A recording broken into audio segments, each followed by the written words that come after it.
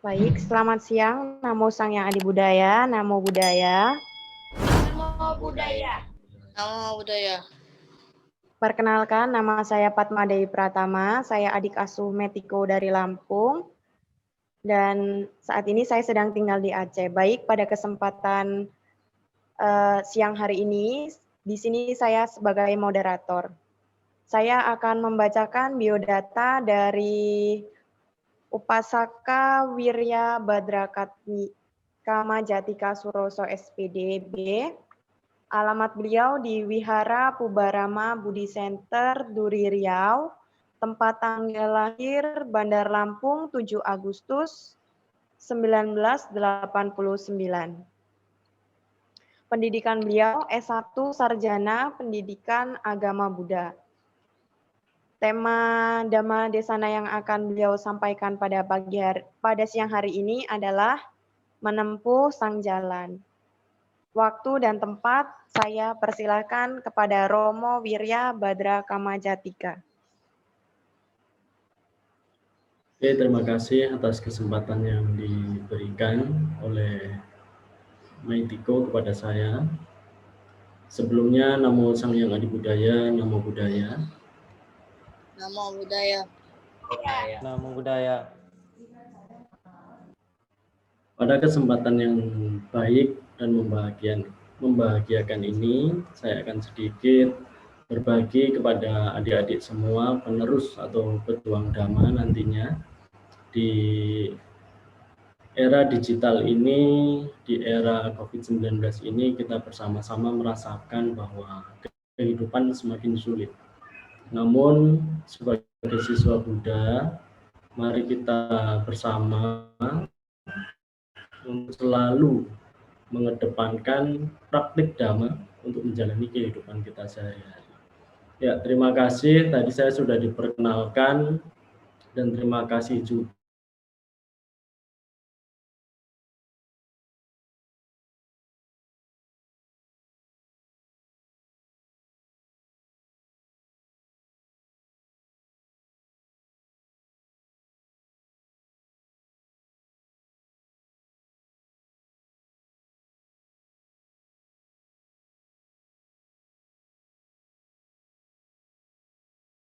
kakak-kakak asuh Metiko sudah ada yang kenal dengan saya, dan mungkin sudah ada juga yang pernah bertemu dengan saya. Nah, saya pernah ke Wihara Bante Agacito di Pubarama juga di Medan, dan kebetulan saya sekarang domisili di Wihara Pubarama juga, tapi di Duri ya, di Riau. Nah, mungkin ada yang sudah mengenal saya. Nah, itu tadi background atau profil saya sudah disampaikan oleh kakak moderator. Sama-sama dari Lampung, tapi Romo belum kenal ya, belum kenal. Nah, salam kenal untuk Padma Dewi, sukses selalu ya di Aceh dan selalu mengembangkan Dhamma. Nah, pada kesempatan yang baik ini, adik-adik, saya akan menyampaikan tentang sang jalan. Apa sih sang jalan? Sang jalan dapat saya artikan sebagai Dhamma, ajaran sang Buddha.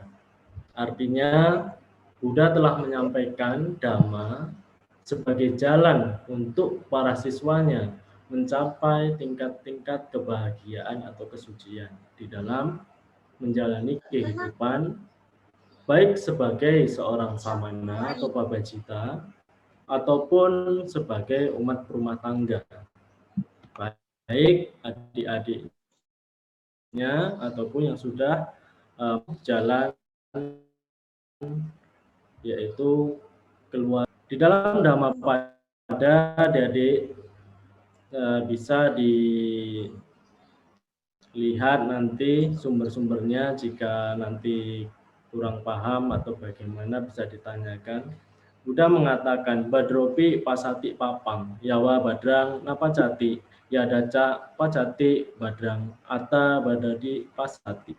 Pelaku kebaikan menganggap kebaikan adalah hal buruk sepanjang kebaikan belum masak, atau hasil dari perbuatan kebaikan itu belum masak. Tak kala kebaikan masa, ia akan menyadari sebagai hal-hal yang baik. Nah, ini disampaikan oleh Guru Agung Buddha di dalam Dhammapada Syair 120. Nah, jadi adik-adik semua, ketika kita semua mempraktikkan Dhamma, menjalankan Dhamma di dalam kehidupan kita sehari-hari, baik waktu kita melakukan pendidikan di bangku sekolah, di kampus, atau di masyarakat, atau bahkan intern di wihara, ataupun intern sebagai anak asuh Maitiko atau kakak pembina Maitiko. Nah, ketika kita melakukan hal baik, ketika kita melakukan hal-hal yang terpuji, yang sesuai dengan Dhamma, dan kita belum memperoleh hasil dari apa yang telah kita lakukan, sebagai siswa Buddha, kita harus tetap memiliki wirya atau semangat, agar ketika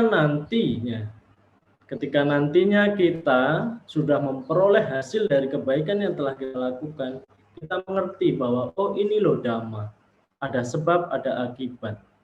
Nah, jadi jangan sampai sebagai siswa Buddha, sebagai umat Buddha yang saat ini sedang menempuh pendidikan, baik SD, SMP, SMA, atau duduk di bangku kuliah, harus tetap memiliki semangat untuk selalu mempraktikkan sang jalan atau Dhamma, ajaran sang Buddha.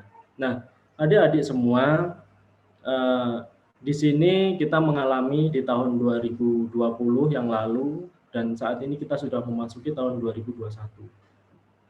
Di tahun 2020, tidak hanya umat Buddha, tidak hanya orang Indonesia, bahkan seluruh dunia mengalami kesulitan. Kesulitan di bidang apa? Pendidikan. Pendidikan saat ini dan bahkan detik ini masih dilakukan dari rumah ke rumah. Artinya pendidikan saat ini biasa dilakukan seperti yang saat ini kita lakukan saat ini, yaitu via Zoom meeting, WhatsApp, sharing dari YouTube. Nah, demikian. Nah, ketika pendidik tidak memiliki kecerdasan di dalam mengelola gadget atau memiliki background IT yang luar biasa, maka pendidikan akan buntu atau berhenti. Banyak sekali saudara-saudara kita atau adik-adik kita umat Buddha di pelosok-pelosok yang di mana di tempat mereka belajar belum menunjang alat-alat untuk pembelajaran yang telah dilakukan semasa 2020 pandemi menghantam Indonesia dan bahkan seluruh dunia hingga masuk ke 2021 ini.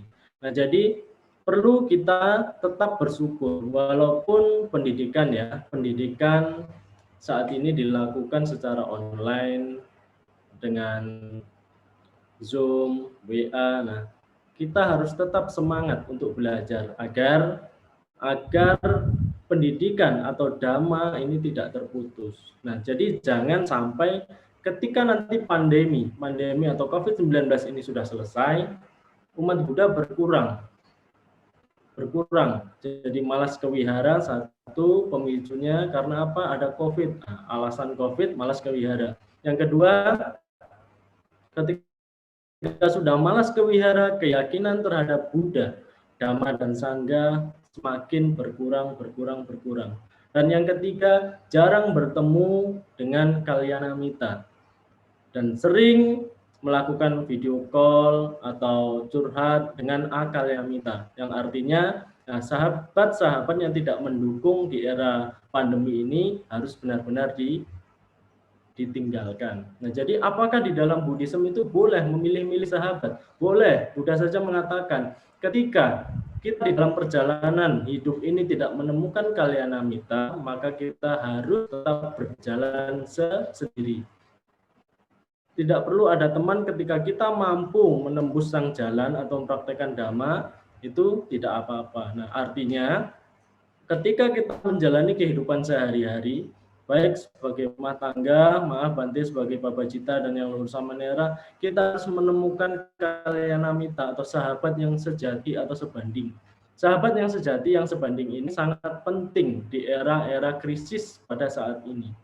Nah, tidak hanya krisis pendidikan, krisis ekonomi. Pada saat ini bisa dilihat orang tua, adik-adik semua yang saat ini sedang menjalankan bisnis. Nah, roda bisnis yang sedang dijalani di era pandemi ini menurun pendapatannya. Tidak hanya bisnis-bisnis yang besar, bisnis-bisnis rumahan, itu menurun pendapatannya. Nah, artinya ketika krisis ekonomi ini juga sudah melanda Indonesia, melanda keluarga kita dan bahkan umat Buddha, baik di Medan, di Riau, di Lampung, dan di Jawa Tengah, dan bahkan semua. Nah, apa yang harus kita lakukan? Yang kita lakukan tetap belajar untuk menghadapi krisis-krisis yang lebih besar ke depannya. Krisis pandemi ini atau COVID-19 ini sudah menghantam seluruh dunia. Nah, kita harus siap dengan cara apa? Nah, cara-cara seperti inilah yang harus terus dipraktekkan, terus dikembangkan. Saya berterima kasih sekali kepada Yang Mulia Bhante Abiwaro telah mengundang saya dan memberikan kesempatan untuk berbagi kepada adik-adik. Nah, hal-hal seperti ini, hal-hal positif inilah yang akan menunjang kita ke depannya, di mana kita akan selalu siap menghadapi hal-hal yang tidak terduga. Nah, jadi kita selalu siap, batin kita selalu siap. Ketika batin kita atau mental kita siap dalam kondisi apapun, dengan jalan dhamma, dengan menempuh sang jalan ini, maka kita akan selalu merasa seimbang. Nah, seimbang. Tidak mudah cemas, tidak mudah takut. Nah, Romo akan bertanya. Silakan dibuka mic-nya, tidak apa-apa.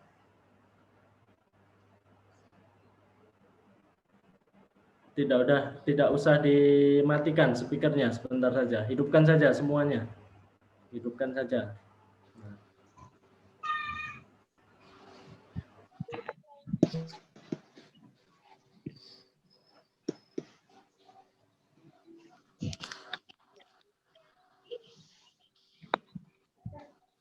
Nah, pertanyaan Romo kepada adik-adik semua. Nah, di masa pandemi ini, apakah saat ini masih banyak yang memiliki rasa takut, cemas, dan gelisah? Adakah dari adik-adik takut akan corona atau COVID-19? Fatma Dewi silakan mewakili adik-adiknya, bisa. Apakah masih merasakan kecemasan, ketakutan di era COVID-19 ini? Sudah memasuki tahun 2021, sebentar lagi pandemi ini ulang tahun. Nah, jadi jangan diucapkan selamat ulang tahun, nanti betah dia ya. Nah, apakah masih merasa cemas atau takut untuk menghadapi pandemi ini sebagai siswa Buddha? Baik, Romo. Menurut saya sendiri, rasa khawatir itu ada, tapi tidak terlalu berlebih. Karena apa ya? Karena kalau misalnya kita sering melakukan kebaikan, kita juga mematuhi protokol kesehatan, itu pasti kita tidak, semoga saja kita terhindar dari COVID-19. Dan Buddha mengatakan tidak akan terjadi apapun padamu yang bukan bagian dari karmamu, begitu. Ya, terima kasih. Nah, jadi sudah kita dengar semua ya adik-adik bahwa Kakak Fatma Dewi sudah mengatakan Buddha tidak akan memberikan apa yang bukan dari bagianmu atau karmamu. Nah, artinya ketika kita sudah mematuhi protokol kesehatan yang sudah diterapkan oleh pemerintah daerah ataupun pemerintah pusat, kita harus tetap apa? Ya, waspada. Namun kita hindari kecemasan yang berlebihan. Nah, hindari kecemasan yang berlebihan dengan cara apa? Satu, hari ini kita sudah melakukannya semua. Nah, dari pukul 13.00 tadi yang Lur Samanera sudah mengucapkan parita. Nah, parita. Lalu dilanjutkan dengan berlatih bermeditasi walaupun sebentar. Nah, yang ketiga, mendengar dan menyampaikan dhamma. Nah, hal ini adalah hal-hal yang positif yang akan menunjang batin kita semakin maju. Nah, dan kecemasan itu akan hilang dengan sendirinya. Karena apa? Karena kita sering mempraktekkan kebaikan-kebaikan atau ajaran kebenaran Dhamma.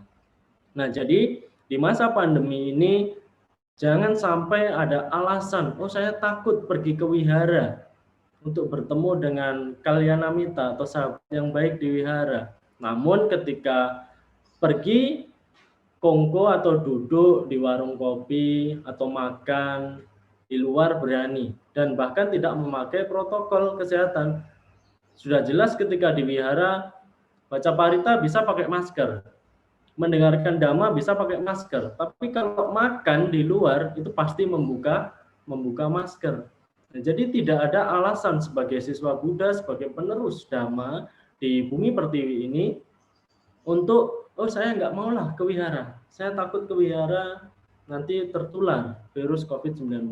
Nah, jadi Romo akan cerita pengalaman sedikit mengenai COVID-19 ini. Nah, jadi pada bulan 10 masuk ke bulan 11. Nah, perusahaan yang tempat Romo bekerja itu terjangkit virus COVID-19 ada 11 orang. Nah, pada waktu itu 11 orang ini diswab positif. Nah, berbarengan dengan 11 orang itu pada saat itu ada sekitar 36 karyawan kantor pada saat itu yang satu ruangan dengan Romo, setiap hari bertemu. Nah, itu 36 orang mendadak demam dan sakit. Nah, itu karena apa? Karena kecemasan. Karena kecemasan dan ketakutan. Ketakutan itu didasari oleh apa? Ya, satu, ketika dia terjangkit, pulang ke rumah ada anak, ada istri, ada suami. Nah, ketakutan itu wajar ada. Seperti tadi yang sudah dikatakan oleh Fatma Dewi bahwa kecemasan, ketakutan itu ada. Namun jangan membabi buta. Artinya harus kita tetap memiliki pandangan benar terhadap COVID-19 ini. Nah, ketika sudah 36 sahabat saya ini merasa demam sakit, nah lalu ada PSBB intern kantor, artinya kantor diliburkan selama 2 minggu. Nah, selama 2 minggu ini dites swab kembali, masih ada yang positif. Namun ada info yang menggembirakan bahwasanya ketika positif di swab di hari ini dan ke depannya 14 hari di swab lagi masih positif, virus itu tidak akan menular lagi.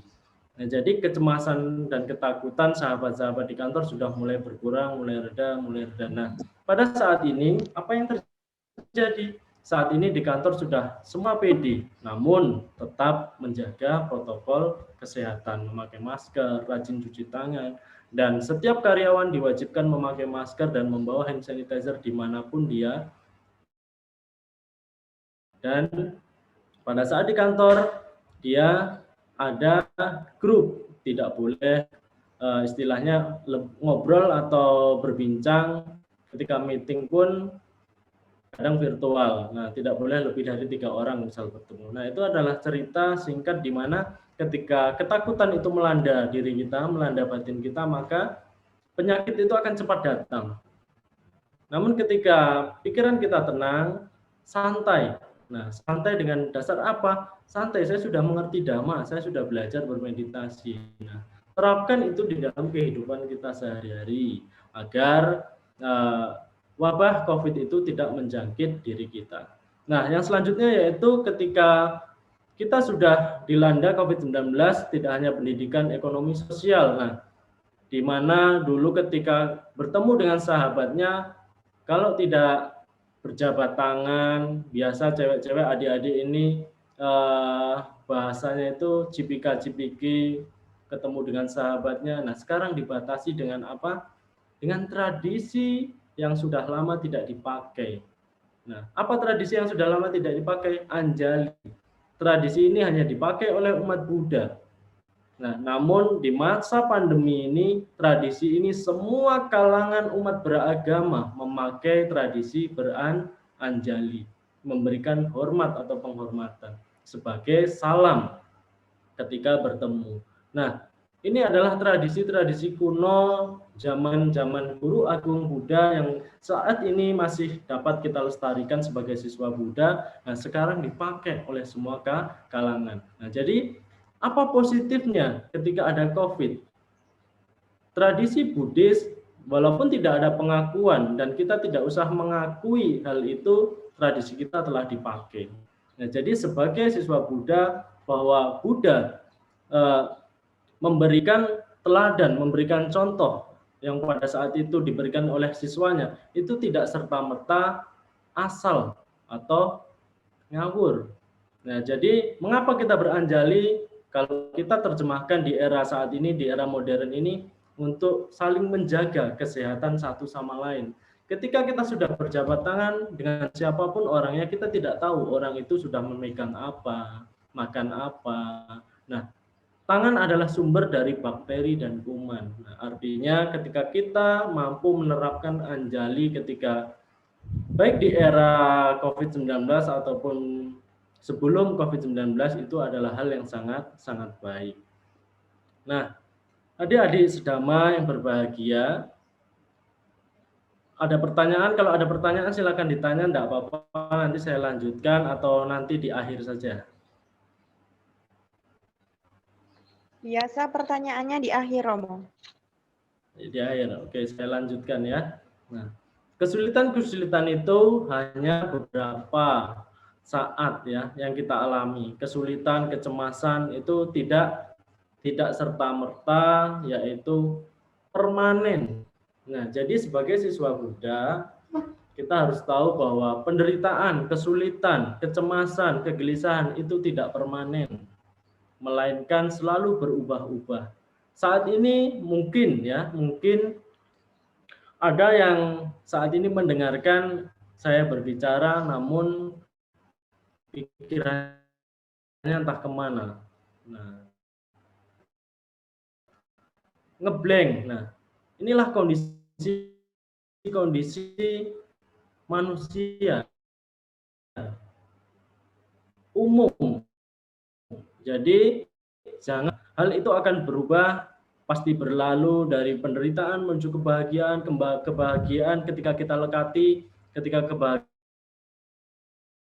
itu hilang juga akan menimbulkan penderitaan. Nah, jadi inilah Dhamma. Dhamma yaitu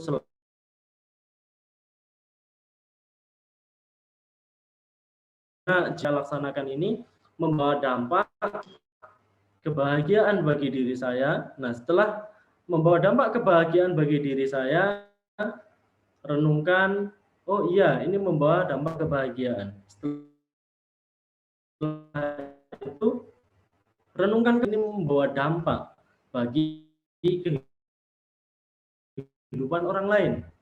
Nah, ketika Anda sudah merenungkan dan Anda sudah merasa dan melihat bahwa seseorang yang terdampak kebaikan dari apa yang Anda lakukan merasa bahagia, artinya kebahagiaan bagi diri Anda, kebahagiaan bagi orang lain itu sudah dirasakan.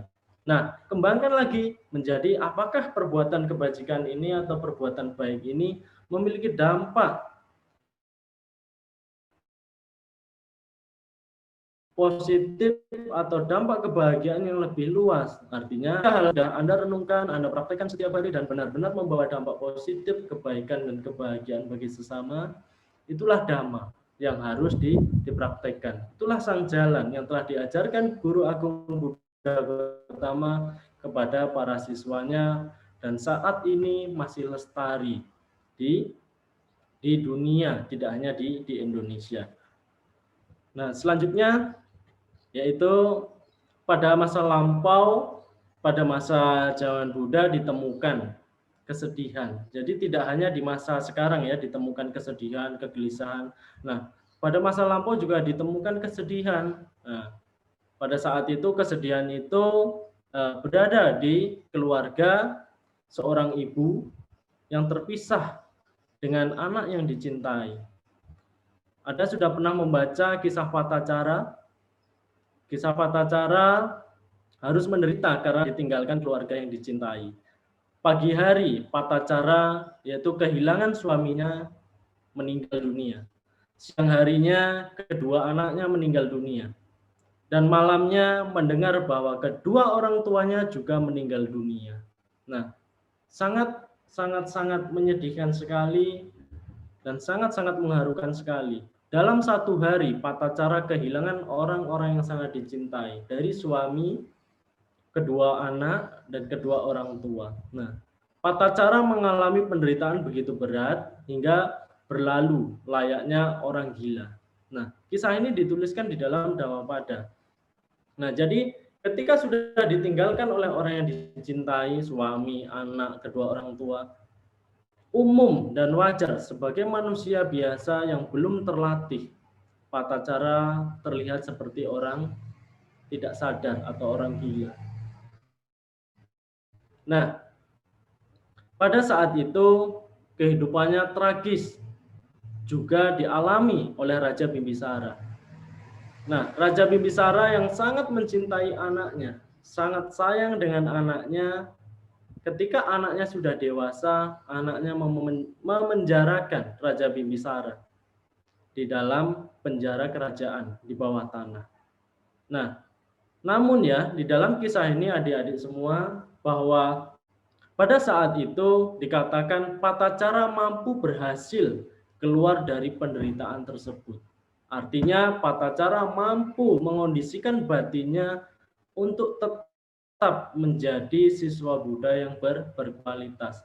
Artinya dia tidak larut di dalam kesedihan itu dan dia memahami bahwa timbul tenggelam, muncul hilang. Seperti itulah Dhamma. Dan sama halnya dengan Raja Bimbisara. Pada saat itu Raja Bimbisara yang memiliki keyakinan yang teguh terhadap Buddha, Dhamma, dan Sangha. Walaupun Raja Bimbisara ini merasa kecewa, merasa bahwa anak yang telah disayangi semasa hidupnya telah memperlakukan beliau sedemikian, dipenjarakan di ruang bawah tanah di kerajaan. Raja Bimbisara karena memiliki keteguhan yang sangat luar biasa terhadap Buddha, Dhamma, dan Sangha dan mempraktekkan ajaran kebenaran Buddha, ketika di akhir penghujung hidupnya, ketika ingin meninggal, Raja Bimbisara mampu terlahir di alam yang bahagia, di kondisi yang tidak membahagiakan semasa hidupnya. Nah, jadi apa yang harus kita lakukan sebagai siswa Buddha di masa modern ini? Banyak sekali hal-hal yang tidak baik dan juga banyak sekali hal-hal yang baik yang harus kita lakukan. Artinya di masa digital ini, ketika digital ini Anda anggap sebagai penunjang kebaikan, lakukan. Namun ketika digital ini kalian gunakan untuk menunjang hal-hal yang tidak baik, itu tinggalkan. Nah, boleh menjadi anak yang tidak gaptek atau boleh menjadi anak yang cerdas tentang IT, tentang gadget, namun gunakanlah dengan semestinya. Jangan sampai kita menggunakan gadget ini untuk hal-hal yang tidak baik, yang tidak sesuai dengan Dhamma. Nah, kisah Raja Bimbisara ini dikatakan di dalam Samanapala Sutta. Di Nikaya 2 nanti bisa dibaca lagi secara rinci bahwasanya Raja Bimbisara ini terlepas dari penderitaannya, walaupun pada saat itu Raja Bimbisara sedang mengalami derita di mana anak yang disayanginya telah memenjarakan beliau di ruang bawah tanah. Nah, jadi adik-adik semua, mari kita semuanya bersama-sama ya, bersama-sama, tidak hanya Romo. Nah, kalian semua, Samanera, para Bante berjuang untuk apa? Mementaskan dirinya agar tidak terlahir kembali di alam fana atau di alam-alam menderita.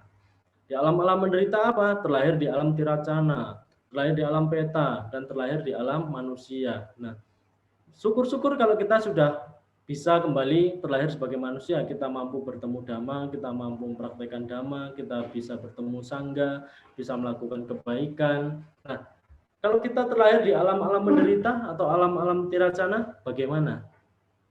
Akan sungguh mengerikan sekali, kita tidak bisa mempraktekkan Dhamma di alam-alam tersebut. Nah, jadi mari tetap kembangkan ajaran-ajaran kebenaran yang telah kita ketahui. sekecil dan sedikit apapun pemahaman tentang Dhamma yang Anda ketahui, ketika Anda mampu mempraktekannya di dalam kehidupan sehari-hari, itu adalah bekal yang sangat luar biasa untuk menunjang kelahiran di kehidupan yang akan datang. Di kehidupan saat ini, Buddha mengatakan, pembuat kebajikan, pembuat kebaikan akan memperoleh kebaikan di kehidupan saat ini ataupun di kehidupan yang akan datang. Nah, jadi di masa pandemi ini, adik-adik semua, mari kita tetap selalu mempraktekkan sang jalan. Agar apa? Agar kita menemukan kebahagiaan di era-era sulit ini. Dengan cara apa? Dengan cara kita mengamalkan atau mempraktekkan Dhamma secara bijak. Yaitu tadi ketika ada acara di wihara, ya kita tetap menggunakan protokol kesehatan. Agar apa? Agar kita semua saling menjaga antara satu dengan yang lain.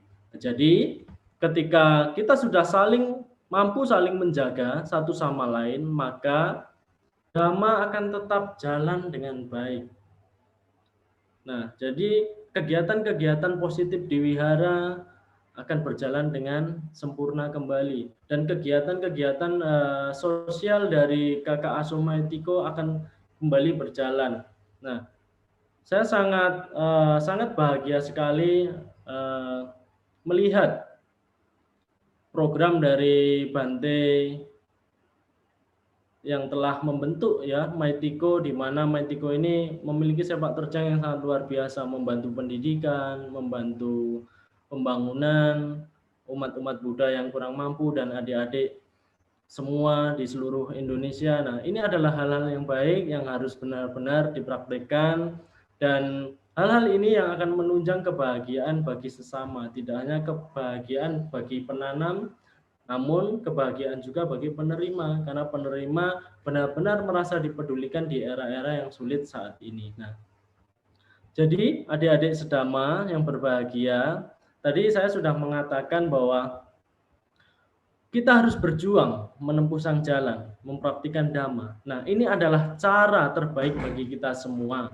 Walaupun dalam kehidupan sekarang kita belum mampu mengatasi penderitaan secara mental, timbunan kebajikan itu akan menjadi penyokong kehidupan kita di kelahiran-kelahiran yang akan datang atau kelahiran di masa mendatang.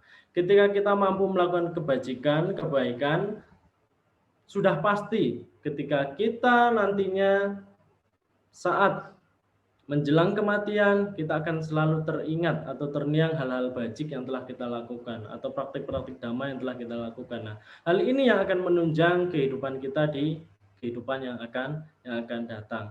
Nah, semoga kita semua selalu memperoleh kesehatan, kebahagiaan, ketentraman, dan di era pandemi ini saya menyarankan tetap mematuhi protokol kesehatan ketika Anda ingin keluar dimanapun, bertemu siapapun. Nah, anggaplah semua orang itu membawa virus saat ini.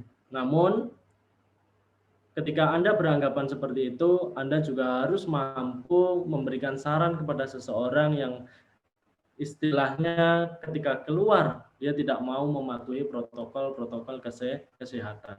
Nah, jadi mari kita berjuang untuk apa? Untuk kebahagiaan diri kita masing-masing. Karena Buddha mengatakan tidak ada satu orang pun yang dapat menolong diri kita kecuali diri kita sendiri. Artinya semua yang kita lakukan, baik atau buruk, benar atau salah, itu yang akan menanggung diri kita sendiri. Kama saka, kama dayada, kama yoni, kama bandu, kama pati sarana, yang kama karisanti, kalian nengwa, papakangwa, tasa dayada, bawisanti. Sudah sangat jelas sekali dituliskan oleh Buddha di dalam Dhamma. Nah, jadi itu yang dapat saya sampaikan. Semoga yang sedikit itu membawa inspirasi bagi kita semua. Adik-adik semua mempraktekkan Dhamma dengan baik. Saya juga akan terus menggali potensi di dalam Dhamma yang telah saya lakukan saat ini.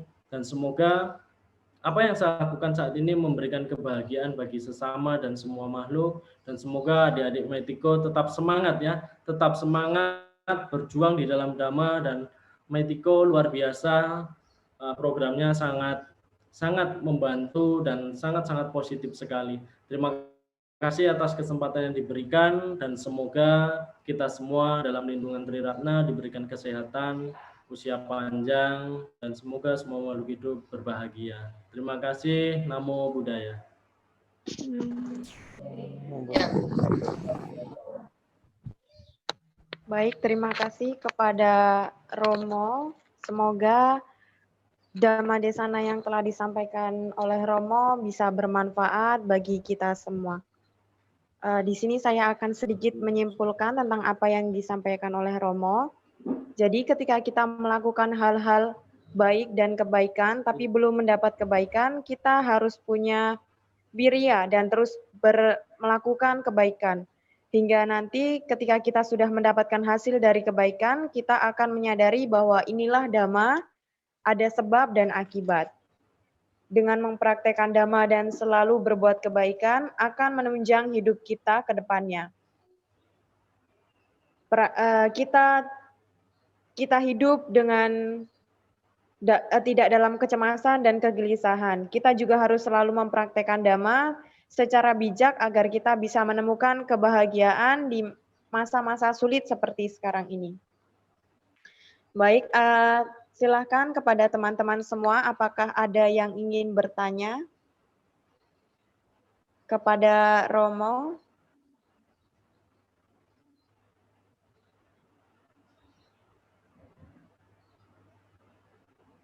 Silakan adik-adik yang mau bertanya. Apakah sudah jelas? Tidak usah malu. Nah, kita sharing di sini ya. Tidak ada yang pintar, tidak ada yang lebih pintar. Kita semua sama. Kita semua sama siswa Buddha, sama-sama belajar untuk praktek lebih baik ke depannya.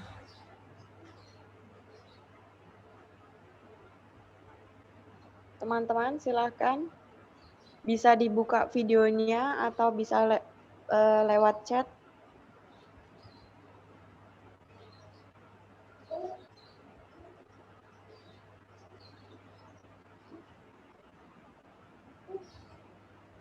Baik, kalau tidak ada, saya yang ingin bertanya. Romo, saya ingin bertanya. Tadi Romo menjelaskan bahwasanya jika kita di kehidupan sekarang ini tidak menemukan Kalyanamita, kita harus terus berjalan sendiri. Nah, yang kita tahu kan kita ini makhluk sosial. Tapi misalnya kita hidup di lingkungan yang buruk gitu. Terus kita menghindari pergaulan yang buruk itu dan orang-orang yang buruk.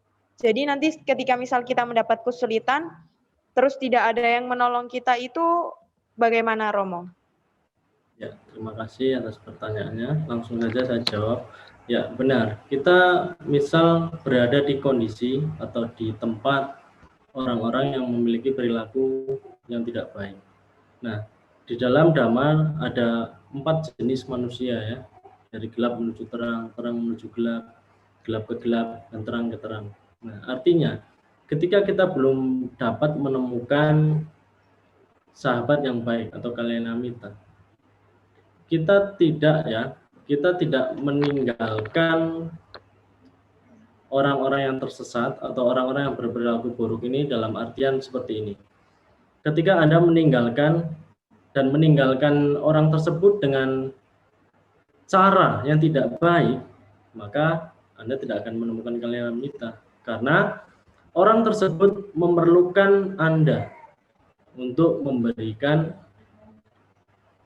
masukan, memberikan pengetahuan, memberikan kebenaran atau sharing Dhamma. Nah, jadi tadi saya mengatakan ada 4 jenis kelahiran manusia, yaitu dari gelap menuju terang. Nah, orang yang dari gelap ini menuju terang, salah satunya tadi Padma Dewi mengatakan kondisi pergaulan di tempat-tempat yang tidak sesuai. Nah, di tempat-tempat yang tidak sesuai itu memang sulit kita untuk menemukan sahabat, apalagi berlatih atau mempraktekkan Dhamma, karena pastinya kita akan dicecar atau dihina. Apa sih yang kamu lakukan ini? Nah, ini tidak sebanding dengan apa yang saya lakukan, tidak sepaham. Nah, disitulah kita sebagai makhluk sosial, harus apa? berjuang untuk mampu mempraktekkan Dhamma itu sendiri agar apa? Agar sahabat-sahabat yang dalam tanda petik masih akal yanamita, belum sebanding, belum setara, kita mampu sedikit demi sedikit memberikan pencerahan di praktek kehidupannya sehari-hari. Tidak perlu kita memaksa, tidak perlu kita memaksa. Lalu dengan cara apa, Romo? Dengan cara praktik. Ketika Anda mempraktekannya hal-hal baik, tidak usah Anda katakan. Orang itu akan melihat bahwa oh yang dilakukan oleh Fatma Dewi contohnya itu baik dan itu bermanfaat. Maka orang tersebut secara tidak langsung akan mencatat di memorinya. Dan hal-hal itu akan mampu mendorong orang-orang yang belum berjalan di jalan Dhamma akan sedikit menggali kebenaran yang telah dilakukan oleh Fatma Dewi. Jadi dengan cara apa? Bukan dengan cara pemaksaan, bukan dengan cara ayo kita duduk dan kita berbicara Dhamma yang dia tidak mengerti. Praktekkan saja Dhamma yang sudah kita mengerti dan itu membawa kebahagiaan bagi dirinya dan si pembuat kebajikan. Maka contoh-contoh tersebut itu akan dilakukan. Nah, jadi kita sebagai modeling saja, sebagai contoh. Nah, sebagai contoh. Nah, itu yang dapat saya sampaikan. Sudah jelas. Jadi kita sebagai contoh, jangan kita mengajari. Kita sebagai contoh saja, oh ini loh yang saya lakukan itu baik. Nah, tidak perlu kita pamerkan kepada orang-orang tersebut, tidak perlu kita paksakan kepada orang-orang tersebut. Jika kita sudah melakukan kebaikan, tentunya kita akan memperoleh kebaikan itu juga. Baik Romo, terima kasih. Silakan kepada teman-teman yang lain, apakah ada yang belum jelas atau ada sesuatu yang ingin ditanyakan? Ini rata-rata masih sekolah. Iya.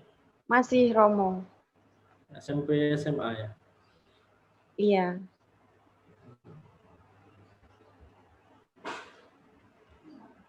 Silakan yang ingin sharing kesulitan apa yang saat ini dialami di masa pandemi ini, kesulitan belajar, kesulitan apapun. Nah, silakan di-sharing bersama agar nantinya kita dapat mengetahui oh ini loh pengalaman saya di masa pandemi. Silakan adik-adik yang mau sharing atau menceritakan kesulitan-kesulitan dan bagaimana cara menemukannya nanti kita buka bersama.